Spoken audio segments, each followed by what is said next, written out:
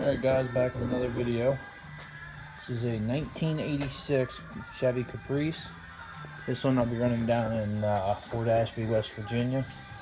I had to, they don't let you switch Ford to Chevy motors, and it has to be Ford or Chevy, so I had to go buy a car. Picked this one up pretty cheap, not too bad. Now it's got a little bit of rot there on the fenders, nothing major. Body, it's pretty good. In here on the floor, my foot kind of went down through it there. But now this is a pretty solid car for the year. I mean, usually the floorboards are gone. It doesn't help the guy I bought it off. I've left the carpet in it too. When you strip a car, you at least take the carpet out because all that water sits down there. But the trunk ain't bad either. A little bit on the quarters there. But the trunk is pretty solid.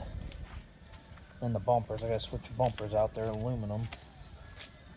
But I already did some work on it because I only got like 4 weeks to this thing runs June 20th. So anybody wanting to come watch June 20th down there, and they think they run on pea gravel, it's not mud. So if you guys want to see a good hard hitting show, come on down.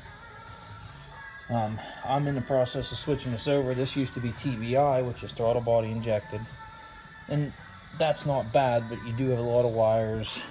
Here's where the air box and your heater box goes, and down in right there is your computer. Now you can move that and still run the TBI, but as you can tell, I like 4-barrel carb. It's a lot easier. First you gotta do is change the intake out, switch the distributor, put an HEI Chevy distributor in it, rewire your starter, hook up your fuel, and you are ready to go. You don't have to worry about no electrical, nothing like that. The only other thing I got to fix on this thing yet is the brakes, and I got to figure out what I'm doing for the gas pedal yet, because that one is a little bit different. But mainly bought this for the transmission and stuff, but it's not the training I really wanted, but it'll still do. But this is a 305 high output Chevy, which I'm borrowing the headers for now. I got the okay to run them.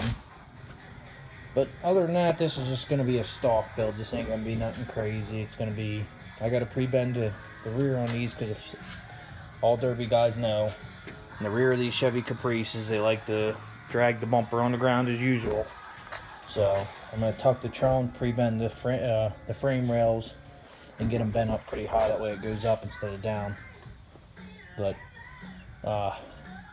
we'll be doing another video on this here.